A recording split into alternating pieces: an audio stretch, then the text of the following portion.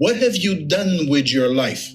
Is that really a good answer to what is the purpose of your life? Our purposes in life must be much more deep. So today I was inspired to offer some interesting point of discussion, and this is the subject that we call the yoga of purpose. In other words, it's a way of looking into a very, very fascinating and very spiritual topic, which is the subject of Dharma. And more specifically, how to discover your own Dharma. What exactly does it mean? And why is it important? These are fascinating topics. And by the way, before we even begin, I want to make it very clear, this is not just philosophy. Although the subject of Dharma is usually presented in the side of yoga and Tantra, and especially in the Hindu religion and Buddhism, more on the philosophical side. Actually, in the yogic tradition, especially in the Tantric tradition, we see it as a very practical teaching. And that's why, as we're going to dive into this topic, I'm going to already say from the beginning that try as best as you can during this presentation to see it more from a personal point of view and what you can do to actually make it part of your life or how you can apply it in your life. So having said that, let's jump right in and see what it's all about. Well, first of all, the yoga teachings and the tantric teachings of India, and especially the tantric forms of yoga, is considered an extremely practical and effective form of teaching. This many of you already know. We have been discussing it in so many of our teachings, workshops, and yoga levels that we teach. So you know that yoga and Tantra is a very effective form of practice. Its efficiency lies in the clear path that it charts, and it was charted by enlightened yogis and tantric masters that led, eventually this path leads to the evolution of the consciousness of the human being. But while it leads to self-realization, the tantric element of energy brings with it also many other achievements. So the recognition of how energy works within you and around you, and striving for control over the energy allows for a unique understanding of your reality, and especially it gives a certain level of manifesting of various abilities and even charting your path, your direction, and this can help you a lot even in your choices in life. That's why Tantra is very fascinating beyond what most people think. Because usually the thing that comes to people's minds when we talk about Tantra is that Tantra has something to do with sex. Something to do with sex from the Orient, from India. Many people connect it with the Kama Sutra and things along those lines. But actually, this is a very big misconception, because actually Tantra is a much vaster canopy of teaching. It is incredibly spiritual. It touches so many different aspects of the universe, really. And bottom line is that if you look at how much of Tantra is dealing with sexuality, as many of you already heard me saying many times before, it might be 5 or 10%, no more than that. So Tantra has a lot to offer. Now, this means that as we begin to realize, as we work in the Tantric way with the Shakti, with the power, that we can actually chart our lives, we can really decide on the direction that we're going in this life, because you have now the energy more under your control, which gives you control over your life as a result of that. It can make it so that even your destiny in many ways can be predetermined. You can actually change it. You can have more control over it. This is not something that you see always with other traditions, but in Tantra, that's what the energy does. That's what the power of Tantra, the fact that we can control energy, that's how far it can go. However, in the yogic and tantric philosophy, there is a very important concept which is called Dharma. And that term Dharma, which comes from not only Tantra, actually, we see it, of course, in the yogic tradition, but especially in Buddhism and in Hinduism, and even in other traditions, it's mentioned like in Sikhism and so on. And we understand that this is a very important concept. Unfortunately, it is not discussed much in many of the teachings out there. Perhaps unless you're in a Buddhist tradition or something, you may have had some understanding of it. But it would be good to go a little bit into it, because if I want to explain to you the yoga of purpose and basically what is Dharma and how can you actually discover your Dharma, we need to first understand it and see what it's all about. So let me first quote for you a little bit about the concept of Dharma from the yogic philosophy. So what does Dharma mean? It refers to a law or a principle which governs the universe. For an individual to live out and to actually fulfill their Dharma, it simply means that for that human being, it is the ability to act in accordance with the universal law. In other words, Dharma is considered to be one of the 3 jewels in Buddhism. For example, if any one of you looked a bit into the study of Buddhism, then you know that in Buddhism you have what they call the 3 jewels of Buddhism, or the 3 foundations of Buddhism, which are called Sangha, Buddha, and Dharma. Sangha means the spiritual community. Buddha means enlightenment. This I don't need to clarify, it's obvious. And together with that comes Dharma. In Hinduism, it is one of the 4 main philosophical principles. The first principle is called Artha, which basically means economic value or prosperity. The next one called Kama, which means pleasure. And then we have again Moksha, which means liberation, just like the Buddha concept from Buddhism. So it can be also understood, therefore, that Dharma is the law of righteousness and truth, giving order to the how people should behave. That means what Dharma does, it gives order to your life. It gives order to how you lead your life, what kind of customs and behavior and ethics you have in your life. And by following Dharma, you can live a life which is truly spiritual and which is pure. This is what Dharma is meant to do. So the implications of Dharma is that there is a right or true way for each person to carry out their life in order to serve both themselves and others. So it sounds very beautiful, and it is, in actuality, a very beautiful concept. Dharma is closely related to the concepts of duty and selfless service, what in Sanskrit they call seva, which means selfless service, and is therefore a fundamental principle of yoga.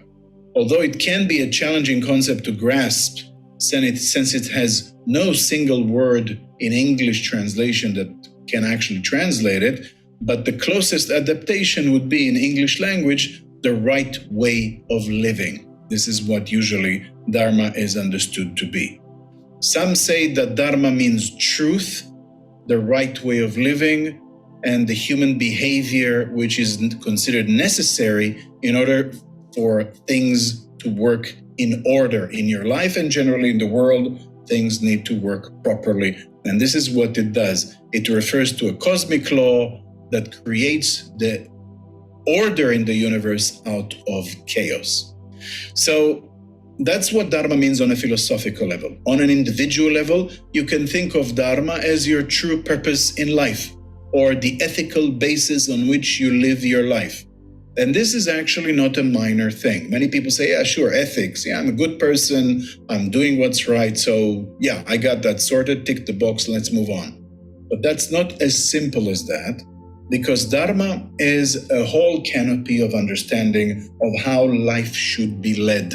And it's very interesting that this is brought at this point in our conversation, because actually this is something we see a lot going on in the world today, where Dharma is going in the wrong direction. This is what was taught in the Puranas, in the teachings in India, such as the Mahabharata, the Srimad Bhagavatam, and other texts from India, where we find that the great Krishna is then mentioning there, including in the Bhagavad Gita, the famous text there, that actually the biggest problem is that humanity, especially in Kali Yuga, which is the age we live in today, this cosmic cycle that we live in today, humanity is actually experiencing or following something opposite to Dharma, which in Sanskrit they call adharma. When you add the letter A before a word in Sanskrit, it means none. Like the word ahimsa, which means himsa means violence, ahimsa means non-violence. In this case, dharma means the universal law, and adharma means going against the universal law. In other words, unrighteousness, when things are going the wrong way, not according to the will of God, but when things are starting to go in a very non-spiritual way. And this is what we are seeing a lot today. Like it or not, some of you may say, oh, the world is making a lot of progress. But from the standpoint of the tradition of spirituality, yoga, ethics, morals and ethics, in yoga and in other traditions, we find that actually a lot of the things today which are celebrated as progress are actually, technically speaking, fall under the category of adharma. And it's interesting to know that. So what exactly is dharma? As I said, a universal law, the will of God, you can say. Others say, there are other terms for it. So I want to give a few examples so you see what I mean here. Some say that dharma means being conscious in your actions, your words and thoughts. Others say that dharma means having compassion and sensitivity to the needs of others, which when you think about it, it all comes to the same thing, ultimately living a just life, right? So all of it falls under the same category. This is not mumbo jumbo. This is very real. And if you meditate on these concepts, I'm telling you, it makes a lot of sense and it has a lot of impact in your life. Others say that dharma means being awake to the existence of the divine within you. Again, a spiritual way of living. And others ultimately would say that dharma is supposed to eventually lead you to remember who you really are. In other words, it brings you to a state of self-realization. It's a path to enlightenment eventually. Dharma is like a highway which is supposed to take you to the objective of human existence. So, what is Dharma eventually? To live according to Dharma means to follow the path in your life which is meant for you. I'm not talking just about destiny. I'm talking about the path which is the path that fits you most. In other words, you understand your purpose in life and why you were put on this earth. So many people ask, what is my purpose? There are many ways of looking at it. For example, some people would say simply that maybe you should just make a list, or better yet, make two lists. One of all the things that you're good at, and the other of all the things that you really enjoy doing. The items that are on both lists will give you a clue to your dharma, or the path that you should follow in this life. When you understand what is your purpose and what is your mission, if you want to call it, in this life, how can I live life in a way that fits with the will of the divine or the universe's will through me? How can I do what is right for me? If you are able to live this way and to perform, follow your dharma as it is meant for you, then your life will be moving more harmoniously, effortlessly, almost, towards a spiritual goal, towards your evolution. That's why following Dharma is so important. And by the way, this is why you must follow your Dharma and not just copy somebody else's Dharma. This was mentioned in the Bhagavad Gita by the famous Krishna himself, the great avatar, where he says, quote, better follow your own Dharma, though imperfect, even if your Dharma is imperfect, better follow your own Dharma than the Dharma of another one which you can do perfectly. Do your Dharma, even if it's not a perfect one. Even if your Dharma, for example, is to, make pizzas, or to clean bathrooms, or, do some stuff that maybe you think, oh, what kind of purpose I have in life? Shouldn't I follow somebody else's example, which really, I can do it, and I can do it very well. But if it is not your Dharma, then according to Krishna, you are not doing the right thing. It is very critical that we follow our own Dharma, what is meant for us. And that's why the question, what is the purpose of life for me? What is my purpose is so critical. This means that you need to find your own purpose. And even though you may make mistakes along the way, this is still preferable to trying to copy other people's life or purpose in life. For example, Vedanta, a very famous teaching from India, a religion in fact, Vedanta tells us that you will know when you are in Dharma, in other words, when your actions, when your life is following your Dharma properly as it should. That is when you notice that your actions are spontaneously correct. You automatically know what you need to do in any given situation. You are in harmony with everything in your life as much as possible. And it seems that your life is supported by everything around you. You feel complete within yourself. And then life is supposed to become effortless. I know it sounds too good to be true.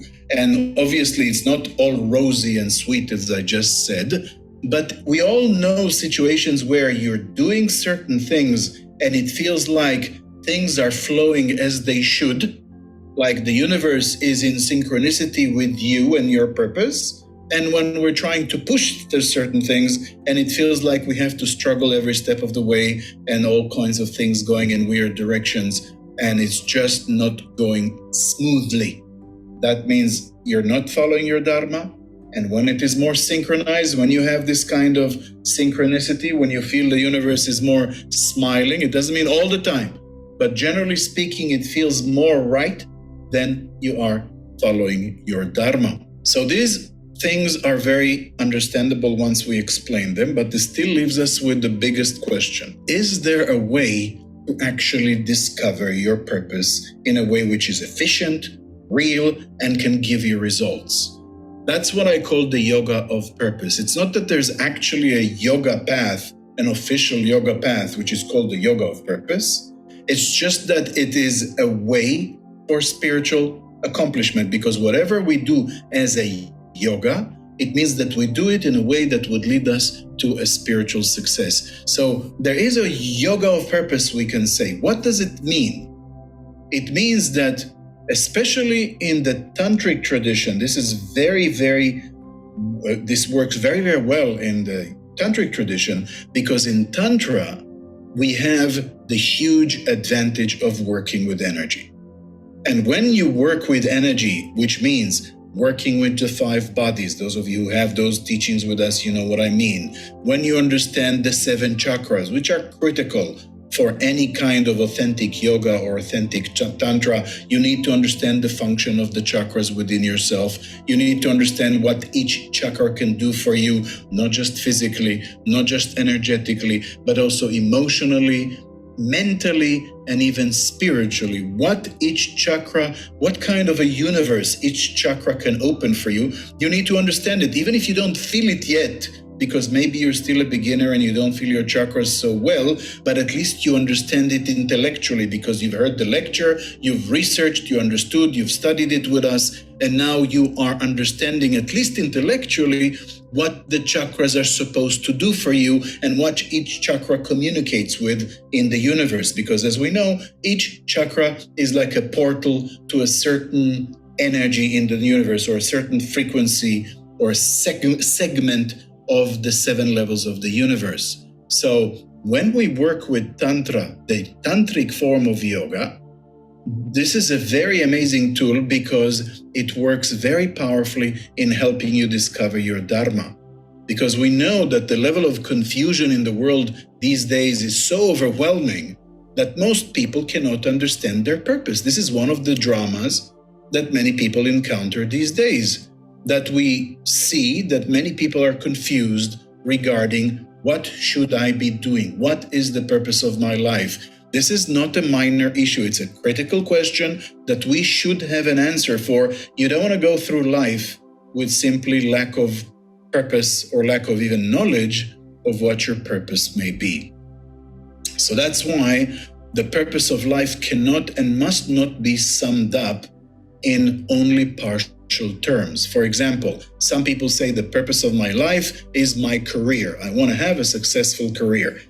Question, can you actually reduce the concept of the purpose of your life just to your job description? Or perhaps your family life? Or perhaps your entertainment pursuits? Or perhaps the fact that you're a fitness buff or a sports person? Should that be the purpose of your life? Is this what we are talking about when we're saying, what is your life purpose? Think about it. If somebody tells me, oh, I'm glad you've asked, my life purpose is that I'm a connoisseur and I like gourmet food and I just love cooking all the time. Is that really a good answer to what is the purpose of your life? Or somebody else might say that my purpose of life is designing video games. I live for video games. That's nice, but is that the purpose? Is that a good answer? Think of it. I'll give you a simple example. When you want to answer the question, what is the purpose of your life satisfactory? Think about it this way. When your time comes and death arrives, and I'm sorry to shock you, but it'll happen to all of us sooner or later. When that moment comes, can you visualize yourself standing in front of the infinite as you leave your physical body at that point in time? And when the divine consciousness, the intelligence of the universe, call it what you want, when the question comes, what have you done with your life? Do you feel comfortable saying, well, I made a lot of nice soufflés. That was my life. Or my life was, I did a lot of zombie video games. I'm really proud of that. Can you feel that this is a good answer at that point in time? Or I have done many tax returns because I was an accountant. Or any other such answer. Obviously, when you think about it this way, it's clear that our purposes in life must be much more deep, comprehensive, existential, beyond some superficial answers. I'm a wine connoisseur, or I have been a good husband or a good wife, or I don't know, I'm a gardener or something. It's not about job description. It's not about superficial things. Then we come back to the basic question. Then what is the purpose in life and how can we understand it? How can we discover it? I'm glad you asked. The way to do it is through the yogic path. The tantric path gives us tools. And what are these tools? The tantric path, in it, we discover that through changing, working on, and elevating our own level of consciousness, we are able to obtain a much bigger grasp. It's actually like a global vision of reality. It's literally what we do in Tantra, even if it sounds like, what do you mean, Soma? I'm just doing some shoulder stand, some headstand, I'm just doing a little bit of meditation. Aren't you getting a little bit too excited? What do you mean by that? I'm telling you, when you do your asanas, when you work on your chakras, when you do your headstand or your meditation or your pranayama, it's not just because I want to bring more oxygen to my body or because I want to look more fit or because it's a healthy lifestyle. That's not actually what yoga or tantra is about. Can it do that? For sure. That tantra and yoga can do many things for you. But eventually that's not the real key. What it does to you even without you realizing it. In fact, it works below your awareness. That's how yoga works. You just do the work, and then after some time, you start noticing that your consciousness is expanding. Somehow, it's not even something you can explain in a very practical way. I mean, nobody can say, when I started yoga, my consciousness was 30 centimeters around my body, and now after 1 year of Tantra, it is 2 meters around my body. Nobody can actually measure it because consciousness is not a physical thing. It is a perception. It is an existential realization of the self. I know these are big words, but that's the best I can do to describe it right now. But it is a sort of, think of it this way. It's like your vision right now is very poor, and then suddenly you start seeing more clearly. That's why the old saying is very relevant at this point. There's an old proverb that says, in the land of the blind, the one-eyed man is king. And the idea is that as our consciousness is starting to expand, it's as if you live your life more fully. It's as if you see more, you feel more, you understand more. And it's none of these things, and yet it encumbers or it includes all of them. It is a certain expansion that you somehow can perceive life and reality around you better. That's what Tantra does. It's very quiet. It's not with too many, bells and whistles. You just do your yoga practice every day. You do your meditation. You just need to be diligent with your practice. It's not complicated. It's not maybe so, cool. I would rather go and do something very wild. It's very simple. You go to your yoga mat and you do what needs to be done. And as time goes by with sincere practice, you will experience slowly, as the chakras start being energized more and more, especially the higher chakras, an expansion of our consciousness and realization of our life and even our existence becomes more tangible, more surreal, more simply you can grasp it better. In other words, we cannot find an answer to our question of what is the purpose of life because we have a very limited tool or toolbox for the average person. That's the situation. And those tools that we are using in Tantra and in yoga, those are tools that actually help us to penetrate the fog of our illusions and see the truth. And that is what you need to know your purpose. If I'm asking an average person, what is the purpose in your life? What is your Dharma? It's like saying to someone, please tell me what's happening over there while I put a blindfold on their eyes. It's like, I'm not sure. Obviously, you're not sure because you haven't yet seen. You need to see better in order to say, I want to go there or I want to go there. You need to see better. And that's what the Tantric yoga does. By doing the spiritual practice, as we teach it, as many of you know, in our courses, and you can find it in various traditions. We're not the only ones, but definitely we have some of these teachings very much available, as you know. By doing this work, without even realizing, at least in the beginning, it takes a while to perceive how much you've changed, but as the time goes by and the practice is diligent, you start seeing things better. And then in Tantra, as a result, we are able to develop, through the use of the yogic and tantric methods and the various methodologies there, how to move our energy in such a way that it gives us a more clear vision, better insight. How does that work? By cultivating the energy in the lower chakras, but mostly by moving the energy into the higher chakras on a regular basis. And through that, we expand and activate the higher chakras. Again, it needs to be done on a regular basis. It's not enough that you say, once a week I meditate on my third eye. That's not enough. It needs to be a daily practice, or at least many times a week. I don't want to, push you too hard. Some of you might say, but I don't have time, I have work, I have kids, I have Facebook, I've got Netflix, life is tough. Yeah, but you still need to do regular practice. There's no way around it. And there's no way to really make it change, a serious, real change in your life without some diligent work here on your spiritual practice. So by doing that and activating the higher chakras, this in time and with proper consistent practices, I keep repeating, it almost sneaks up on you, but our purpose is revealed.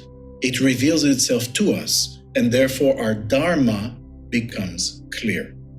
You need to clear the fog from your eyes, so to speak, metaphorically speaking, in order to start seeing what is your purpose. And usually the way that it works at the level of the chakras is that you cultivate energy in the lower chakras, but the truth is most of us already have quite a lot of energy in the lower chakras. But you do need to at least start from your third chakra, Manipura chakra, at the area of the navel where we have the fire element. That's why many of you have been already a week or two ago when I did the Consciousness of Fire workshop, and you've been there and you've noticed that the majority of the effort was uprooting you from the second chakra where most people are located in their consciousness and moving your consciousness to the fire element, to the consciousness of fire at the level of Manipura chakra. Already this type of approach starts giving you a lot of advantages. First of all, it gives the human being, when you get to Manipura already, a certain level of what we call in yoga verticality. Because most people live their lives horizontally. They don't go deep, they just go on the same level. When you start going to the third chakra and up, you start becoming more vertical. You're going upwards instead of just staying on the same level. So that already does something very beautifully effective. It gives more inner strength, and also Manipura chakra gives clarity, which is, of course, a very necessary thing on the way to understanding your purpose, your Dharma. Clarity is the key. And then as you do that, you need to continue later on, as you develop that fire, you need to continue with activating the heart chakra and the third eye. Those are classic chakra combination. This classic combination is very powerful to elevating your level of consciousness and bringing you to a real understanding of reality. And this is where Dharma becomes much more clear to you, because you can't really see your Dharma and your purpose only from the third chakra. Why? Because at the level of the third chakra, you still have a lot of attachments. But when you go to the heart chakra, and especially with the combination of the third eye, as you do the yoga practice, the pranayamas, the meditation, all the techniques that many of you know already, to open these two chakras, what happens at this point is that you're starting to have much more clarity. And as a result of that, your vision becomes more direct, and your ability to understand your purpose becomes much more of within your reach. And of course, once you've achieved those things and those chakras become more and more active for you, then of course the final goal is to reach to the activation of the crown chakra called Sahasrara, because at that level, you don't only understand your Dharma, you can also reach the Buddha level, which is what we call enlightenment, Satori, in different traditions, different names, basically a higher level of consciousness. So the ideal we strive towards is to live a life that fits our Dharma and execute our duties fully while cultivating our higher self and expanding our consciousness constantly. That would be the ideal way that we want to live our lives according to our Dharma. This is the way to reach a holistic form of enlightenment, which includes the world. Because many people, when they think enlightenment, they have an image of some monk sitting in the Himalayas in a cave somewhere all alone and reaching enlightenment and then, doing his thing. But there is another comprehensive way, a holistic way, or in other words, a tantric way of reaching enlightenment. And that is by not escaping from the world, not becoming a monk or living a monastic life, or being in a monastery or in a cave or in an ashram or something like that, but actually being fully involved with the world, but we do it in a way where we follow our Dharma. If you're involved with the world, which is recommended by Tantra, we don't need to run away, because the world is energy and we can control energy, or at least we aspire for it in the Tantric way. But the point is that when we're doing it this way, we might as well do it according to Dharma. And then you live in the world, but you live correctly. You follow the laws of the divine. You do what needs to be done and fits to your mission, your purpose in life. And that is the idea here. So this is the way to reach a holistic form of enlightenment. It includes the world. It doesn't negate the world. It also includes even your circle of friends or family, and all the basics in life can still be there, which can be a very big comfort for a lot of us who are not ready to become monks and run away from the world, and we still want to be very spiritual. Dharma is the path for that. That is why we carefully developed our spiritual community, what we talked earlier, the Sangha, as they call it in Buddhism. And this is what we do here by doing these meetings from time to time and these free presentations. by doing the Shaktipat retreat that Lucila was mentioning earlier. This is a retreat which is meant actually to give you not just a special initiation with mantra, which is called Laya Yoga, not just that people have a Somananda Tantra School reunion and you can meet people you haven't seen for a while, and I give satsangs and we do all kinds of fun activities together and so on. But on top of all that, in the Shaktipat retreat, I'm using specific ways to bring people grace. This is what Shaktipat literally means in Sanskrit. It means a descent of Shakti, grace from the divine. To do that, we do some very, very special meditations during that retreat, where people literally go into high levels of consciousness. No more just talking about it, but actually doing it. So if you want to have a glimpse, if you want to have a real powerful Tantric meditation. I know some of you say, oh, it sounds like ayahuasca and whatever. Trust me, I've tried ayahuasca. I've tried all these things. This is not even close. This is a whole different level of practice in the yogic way. You want to understand how to go really high spiritually. This is an opportunity that we do. And that's why we try to build our so-called Sangha, our spiritual community, because with this spiritual support, by creating this energy, we can help people tremendously in realizing their purpose. Even if you do practice with us and spiritual teachings and all the rest, and you tell me, okay, I've done all that, I got clarity, and the clarity for me is that I need to go and work as a lawyer, for example. That's my Dharma. I've realized my purpose, so bye-bye, I'm going to be a lawyer. You know what? I'll say good job. This is not a problem. My purpose is to help you find your purpose, not to tell you you have to stay here and do, I don't know, whatever we do in our school. It's important that you understand your purpose, your Dharma, discover it, and fulfill your life, Dharma, and purpose.